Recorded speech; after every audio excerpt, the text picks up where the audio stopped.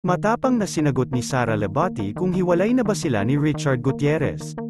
Kamusta na kaya ang kanilang annulment? Narito ang buong katotohanan. Matapos ang matagal na pananahimik ni Sara Labati sa hiwalayan nila ng asawang aktor na si Richard Gutierrez.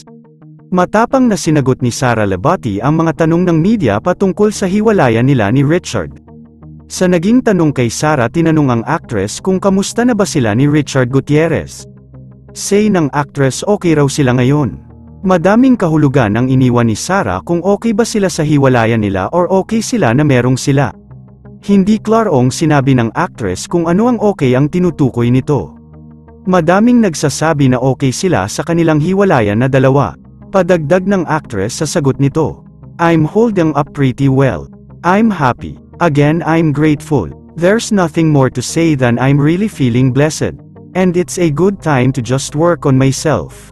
Binasag na ni Sara ang pananahimik na sinabihan siya ng kanyang biyanan na si Annabel Rama na maluho at gastos ng gastos sa pera ni Richard.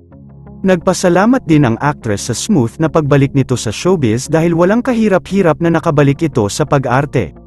Kamakailan lang din kung saan naganap ang concert ng Coldplay kasama nito ang kanyang anak na si Zion dahil mahilig kumanta ang panganay na anak nila ni Richard. Sa balitang ongoing na ang annulment nila ni Richard sa mga naging sagot nito. Ang tinutukoy siguro ng actress ay ang annulment nila ni Richard at hindi na okay silang dalawa. Dahil tinanggal na ni Sara Labati ang apelyido ni Richard Gutierrez sa kanyang lahat na social media accounts nito. Tinanggal na rin ito ang mga larawan nilang dalawa sa kanyang Instagram account. Mukhang tuluyan na talagang iniwan ng actress si Richard dahil na rin sa pamilya nito. Yun lamang po, ano ang masasabi mo sa balitang ito? Comment mo sa ibaba. Huwag kakalimutan i-like ang video na ito. Maraming salamat po sa panunood.